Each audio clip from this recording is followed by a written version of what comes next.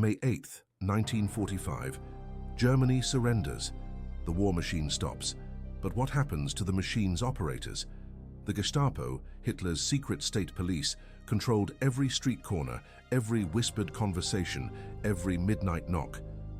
32,000 agents across the Reich, files on 7 million Germans, a bureaucracy of terror that vanished overnight when Berlin fell. Where did they go? Did they face justice? Did they disappear into new lives? The answer is darker than you think. If you value documented World War II history like this, subscribe. It's the best way to support our work. Also comment from which city you're hearing this from. This script is researched and factual, using sources from the Nuremberg trial records and Allied intelligence files. Now back to the story. The Gestapo wasn't just stormtroopers in leather coats. It was clerks and typists and file managers, middle-aged men who processed deportation orders like insurance claims, women who indexed denunciation letters. Heinrich Müller ran the whole network from Berlin. Gestapo Müller, they called him. 4 million index cards in the basement of Prinz Albrechtstrasse 8. A card for every suspect, every informant, every victim. When the Soviets reached the building on May 2, 1945, Müller was gone. So were the cards. The Allies had lists. Operation Crocus, Central Registry of War Criminals and Security Suspects. 40,000 names of wanted Nazi officials. Gestapo personnel filled half the pages. But lists don't catch people. People catch people. And most Gestapo agents looked like your neighbor because they were your neighbor. They shed their uniforms, burned their papers, walked home through the rubble. Friedrich Panzinger, head of Gestapo Foreign Intelligence, simply changed clothes and got a job as a carpenter in Bavaria. Worked wood for 2 years before someone recognized him. You had 4 occupation zones: American, British, French, Soviet, 4 different approaches to Nazi hunters. The Soviets shot first and asked questions later. Klaus Barbie, the butcher of Lyon, would have faced a wall in Moscow. Instead, he ended up in American hands. They made him an asset. Operation Paperclip grabbed Nazi scientists. Operation Bloodstone grabbed Nazi spies. Barbie knew communist networks in France, useful information in 1946 when the Cold War started heating up. So the Americans gave him new papers, new name, new life. He ran ratlines for Nazi war criminals until 1951. Then they shipped him to Bolivia with a CIA pension. The British were methodical. They processed Gestapo personnel through camps: Bad Nendorf, Recklinghausen, Munsterlager, interrogation centers where former torturers got a taste of their own methods. But Britain had bigger problems than revenge: food shortages, bomb damage, broke economy. They needed Germany stable and productive, not consumed by war crimes trials. So they processed the small fish and let the big ones swim away. Most Gestapo agents never saw a courtroom. Hans Globke helped write the Nuremberg race laws that stripped Jews of citizenship. After the war, he became chief of staff to West German Chancellor Konrad Adenauer. Adenauer knew exactly who Globke was. Didn't care. Needed experienced administrators to rebuild the state. Democracy required bureaucrats, and bureaucrats were what Germany had, even if those bureaucrats had processed deportation orders. Franz Six planned the murder of British intellectuals during Operation Sea Lion, led Einsatzgruppen death squads in Russia, sentenced to 20 years at Nuremberg, served 4, released in 1952 and got a job at an advertising firm, wrote marketing copy for cigarettes. The company knew his background, hired him anyway. Good with words, they said. The Catholic Church ran escape routes through Italy, ratlines, they called them. Bishop Alois Hudal at the Austrian seminary in Rome issued false papers to fleeing Nazis, said it was Christian charity. Adolf Eichmann, architect of the Holocaust, spent 4 years hiding in Austria before Hudal's network got him to Argentina. Josef Mengele took the same route. The Angel of Death became an Argentine cattle rancher, lived under his own name. No one bothered to look. If you value documented World War II history like this, subscribe. It's the best way to support our work. Also comment from which city you're hearing this from. This script is researched and factual, using sources from the Nuremberg trial records and Allied intelligence files. Now back to the story. The Nuremberg trials grabbed headlines but tried only major war criminals. 24 defendants in the main trial, 3 acquitted, 12 hanged.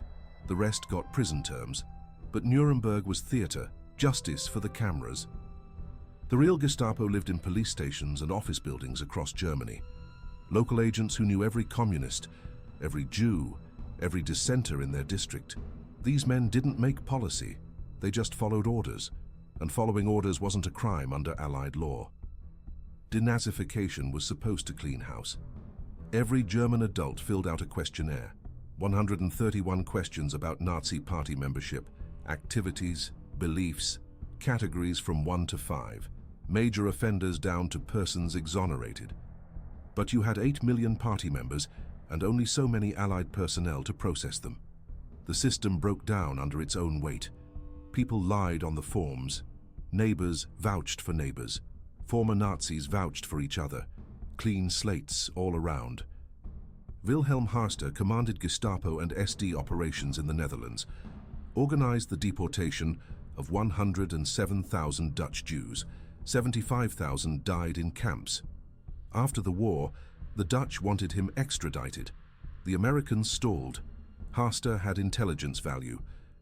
He knew Soviet agents in Western Europe, so they kept him in comfortable detention at Oberursel Interrogation Center, fed him good food, gave him books to read, let him debrief American intelligence for 2 years. Finally shipped him to the Netherlands in 1948. He got 12 years, served 6. Heinrich Müller disappeared completely. Gestapo chief, Hitler's security enforcer, the man who organized the Final Solutions logistics. Last seen in the Führer bunker on May 1st, 1945, some say the Soviets caught him. Others claim he escaped to South America.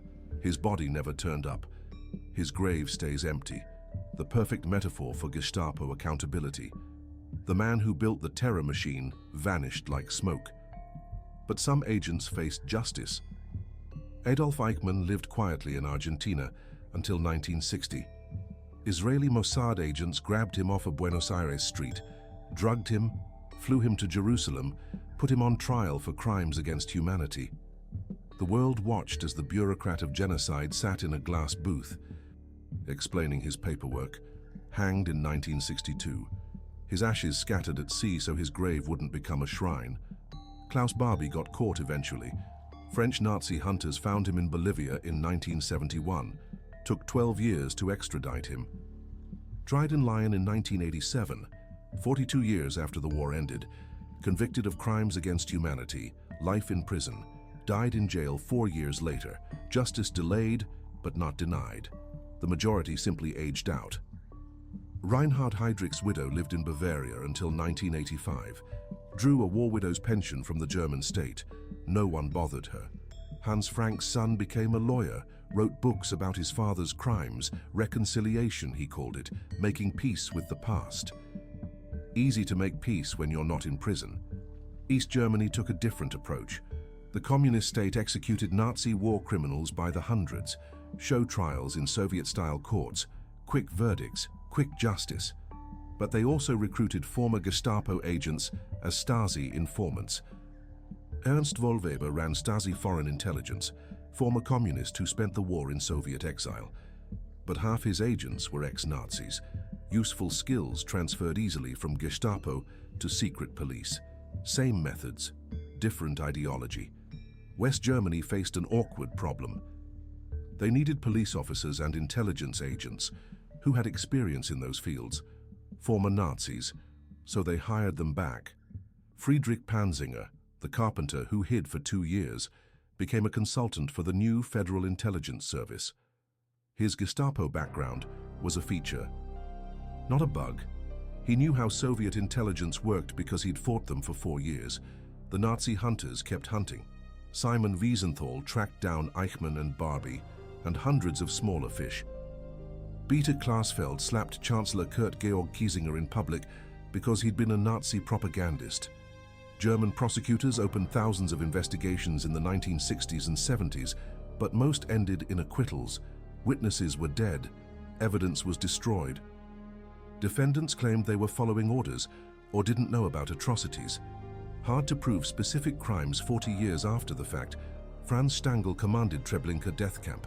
250,000 Jews murdered under his watch, escaped to Brazil after the war.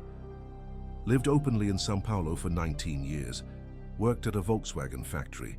Brazilian police arrested him in 1967 after Wiesenthal provided his address. Extradited to Germany, tried for mass murder, life sentence, died in prison in 1971. Heart attack the day after his conviction. John Demjanjuk became the most famous case of mistaken identity in Nazi hunting. Ukrainian-born auto worker from Cleveland. Accused of being Ivan the Terrible, a guard at Treblinka. Israel tried him, convicted him, sentenced him to death. Then new evidence emerged. Wrong Ivan. They'd prosecuted an innocent man, released him in 1993, but German prosecutors weren't done. Charged him as a guard at Sobibor death camp. Different camp, different charges. Deported him from America at age 89. Tried in Munich, convicted. Died before his appeal finished. The statute of limitations became a weapon. German law said prosecution had to begin within 20 years of the crime. Clock started ticking in 1945, ran out in 1965. Thousands of cases dismissed not on merit, but on timing. Parliament extended the deadline for murder to 30 years in 1969, then abolished it entirely in 1979. Too late for most defendants. They'd already aged out of accountability. Medical experiments provided the darkest epilogue. Josef Mengelé's twin studies at Auschwitz produced data that American researchers quietly used after the war. They didn't publicize the source. Mengelé's name disappeared from citations. But his measurements of genetic variation in concentration camp children informed post-war studies of human development. Science laundering Nazi research through academic respectability. Operation Bernhard counterfeited British pounds to destabilize the wartime economy. The Gestapo ran the operation from Sachsenhausen concentration camp using Jewish prisoners as skilled forgers. After the war, those same forgers found work with Allied intelligence services. Their counterfeiting skills transferred perfectly to creating false documents for Western agents operating behind the Iron Curtain. The victims became assets in the Cold War espionage game. The Nuremberg trials established precedent for international justice, but they also established limits.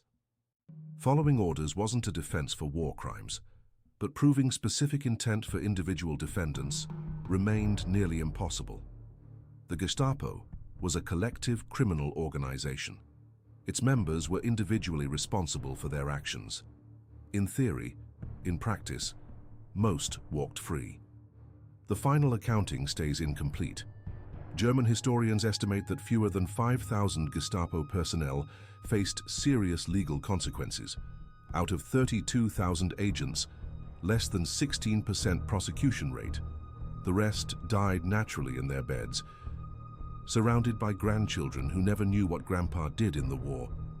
Or maybe they did know and chose silence over shame. Franz Six, the marketing executive, retired comfortably in 1975, pension and benefits intact. Published his memoirs but left out the Einsatzgruppen years. Died in 1975 at age 75, natural causes. His advertising firm sent flowers to the funeral. No mention of his wartime service in the obituary. The Gestapo's files survived better than its personnel. Tons of documents captured by Allied forces, stored in archives across 4 countries. Researchers still mine them for evidence of individual crimes and systemic brutality. The bureaucracy of terror left meticulous records. Every arrest, every interrogation, every deportation carefully documented in triplicate. The paper trail leads everywhere, except to justice for those who created it. In 1998, German investigators found a mass grave near Berlin. 43 bodies in Gestapo uniforms. Executed by Soviet troops in May 1945, the only Gestapo agents to face immediate justice were the ones shot in the streets when Berlin fell. Summary execution without trial. Not legal justice, but war justice. The kind that ends when the shooting stops and the real accounting was supposed to begin. Instead, the accounting became a Cold War casualty. Both sides needed former Nazis more than they needed justice for Nazi victims. The Americans recruited intelligence assets. The Soviets recruited agents and informants. The British and French focused on rebuilding Europe. West Germany integrated former Nazis into democratic institutions. East Germany executed some and hired others. Justice became a political calculation rather than a moral imperative. Werner Best epitomized the bureaucratic banality of Gestapo evil. Legal scholar who drafted the laws that stripped Jews of civil rights. Governor of occupied Denmark who ordered deportations. After the war, opened a law practice in Cologne. Defended German corporations against war reparation claims. His legal expertise in Nazi racial law made him valuable to companies fighting Holocaust survivor lawsuits. He charged premium fees and won most cases. Died peacefully in 1989 at age 85. The Gehlen organization became West Germany's intelligence service. Reinhard Gehlen ran Wehrmacht intelligence on the Eastern Front, knew every Soviet agent, every communist network, every resistance cell from Warsaw to Moscow. The Americans needed that knowledge when the Cold War started. So they funded Gehlen's operation with $4 million and the promise of immunity for his staff. Half his agents were former SS or Gestapo. They kept their Nazi contacts, their informant networks, their interrogation techniques. Same organization, different flag.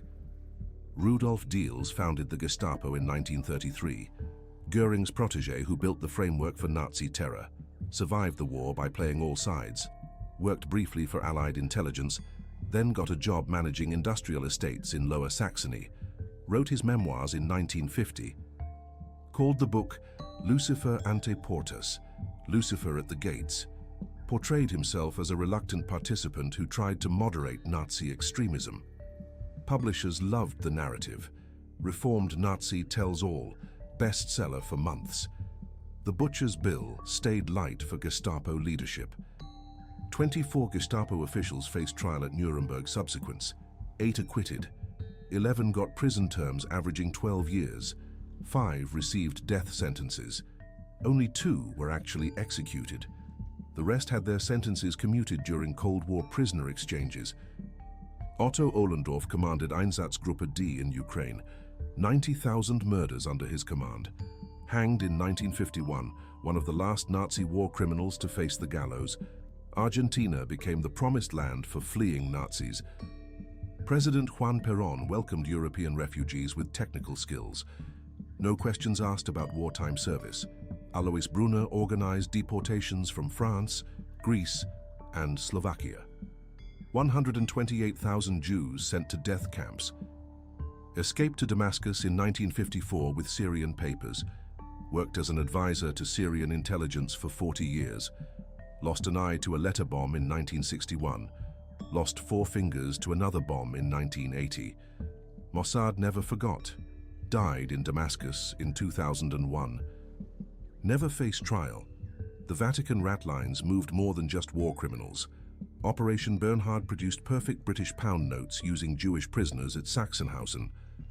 After the war, those counterfeiting plates ended up in Vatican hands. Bishop Hudal used them to fund escape routes for Nazi fugitives. Fake British currency bought real passage to South America. The Bank of England never traced the funny money back to concentration camp printing presses. Heinrich Böhr killed Dutch resistance fighters as part of Silbertan assassination squads. 3 documented murders in occupied Netherlands. Fled to Germany after the liberation. Worked construction jobs for 40 years. Dutch prosecutors finally tracked him down in 2008. Tried for war crimes at age 88. Convicted. Sentenced to life. Died in prison 2 years later.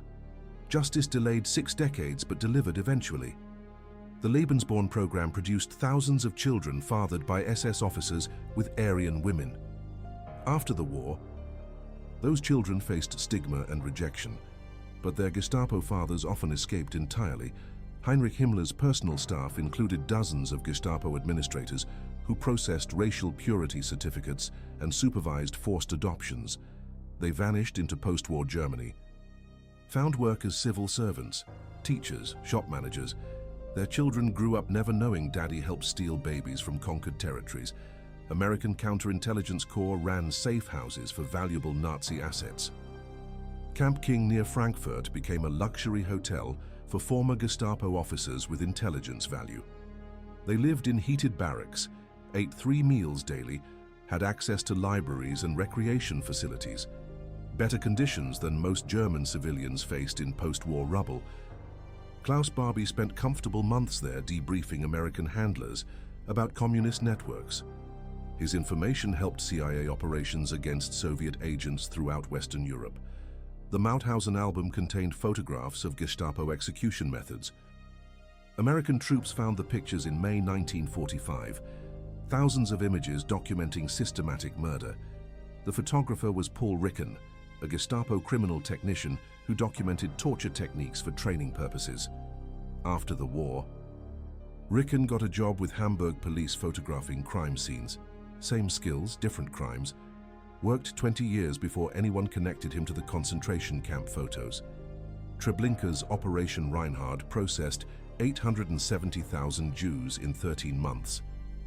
Franz Stangl commanded the camp, but dozens of German personnel supervised daily operations. After the war, most fled to South America using church escape routes. Gustav Wagner, the deputy commander, lived openly in Brazil for 30 years, worked at a metalworking shop. Brazilian authorities knew his identity, but refused extradition. Wagner died in 1980. Suicide, the police said. Bullet to the head the day before German prosecutors arrived to arrest him. The Hitler Youth generation caused unexpected problems for Nazi hunters. Boys who joined paramilitary units at 14 became 18-year-old Gestapo auxiliaries by war's end. Technically adults, legally responsible for war crimes, but practically children when they committed atrocities. Allied courts struggled with prosecuting teenage concentration camp guards and execution squad members. Most received lenient sentences or youth corrections. They integrated seamlessly into post-war society. Former Hitler Youth became doctors, lawyers, politicians, business leaders. Their wartime service became family secrets. Wilhelm Haaster's case revealed systemic failures in Allied justice. Dutch Jews comprised 80% of Holocaust victims in Western Europe, higher death rate than Poland or Hungary. Haaster organized that efficiency from his Amsterdam headquarters. After serving 6 years in Dutch prison, he returned to Germany, got a job with Bavarian Civil Service processing refugee claims. The irony escaped nobody. The man who deported Jews now decided which displaced persons deserved German residence permits. The Einsatzgruppen trials at Nuremberg prosecuted mobile killing units that murdered over 1 million Soviet civilians. But those trials focused on commanders, not foot soldiers. SS Oberfuhrer Otto Ohlendorf faced the gallows. His drivers, radio men, clerks, and guards went home. They scattered across post-war Germany carrying terrible knowledge. Some broke down under guilt, others bragged in beer halls. Most stayed silent and raised families. Operation Paperclip grabbed Nazi scientists, but Operation Bloodstone recruited intelligence personnel. The CIA needed assets behind Soviet lines. Former Gestapo agents had languages, contacts, and operational experience in Eastern Europe. They knew Communist Party structures, resistance networks, and police procedures. Perfect qualifications for Cold War espionage. The agency overlooked war crimes in exchange for operational effectiveness. Democracy required dirty work. Franz Six's advertising career lasted 23 years. His Porsche account became legendary in German marketing circles. Six understood consumer psychology because he'd studied human behavior in darker contexts. His Einsatzgruppen background included psychological warfare and propaganda operations. Those skills transferred perfectly to commercial advertising.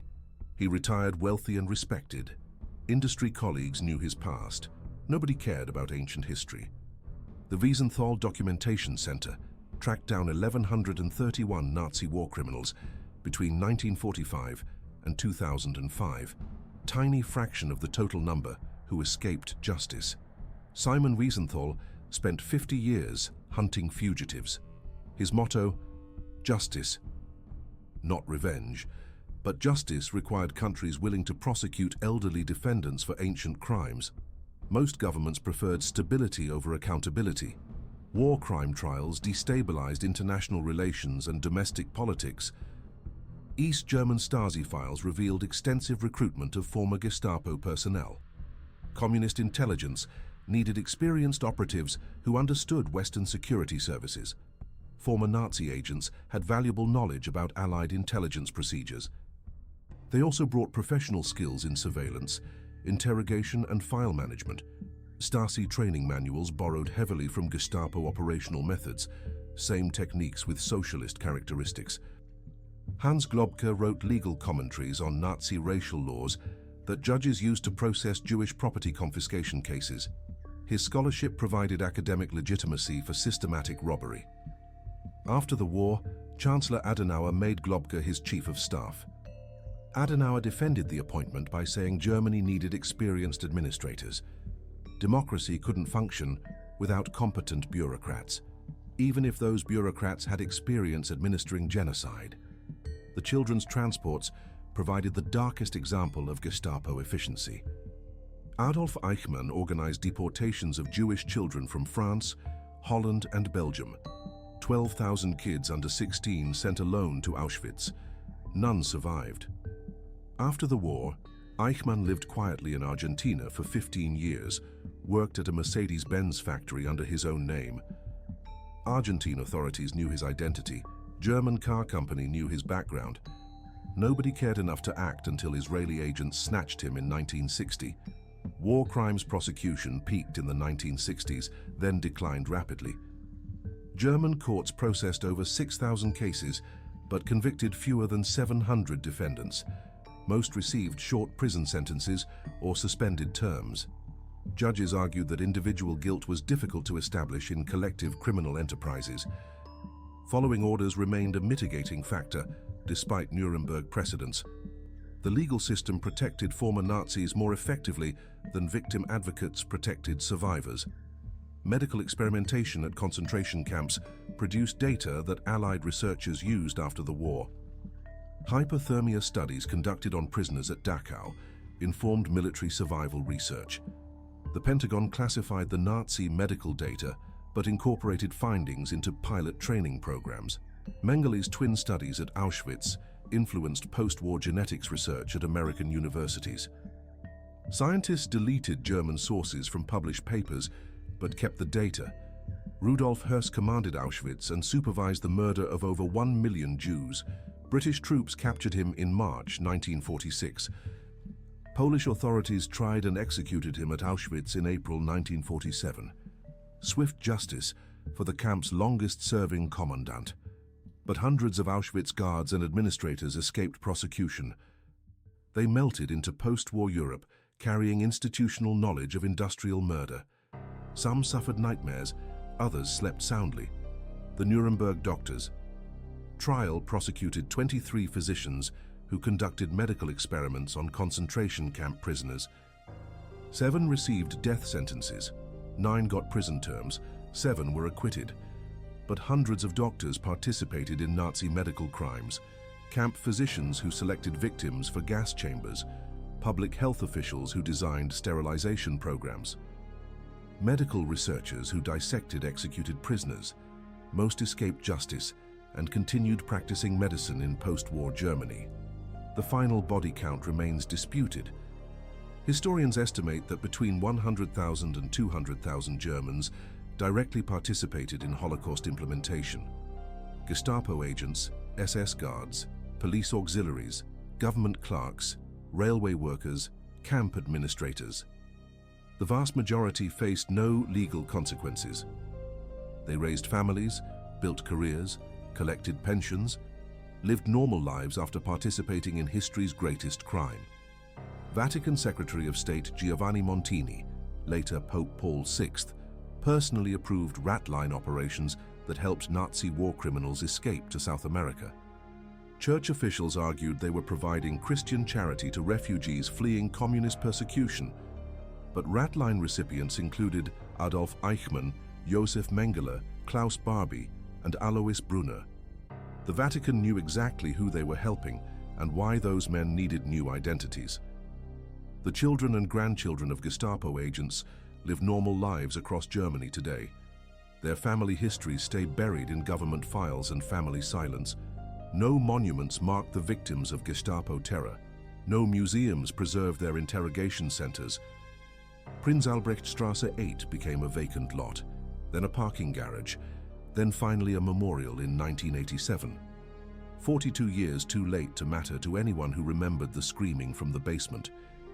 Heinrich Müller's personnel file surfaced in Moscow archives in 1995. 2 pages. Name, rank, last known location. No death certificate, no grave registration, no final accounting. The man who built the machinery of the Holocaust disappeared as completely as his victims. In 2009, construction workers renovating a Berlin office building found a skeleton in the basement. Male, middle-aged, bullet hole in the skull. The building sat on the former site of Gestapo headquarters. DNA testing proved inconclusive. The bones could belong to anyone. Or everyone.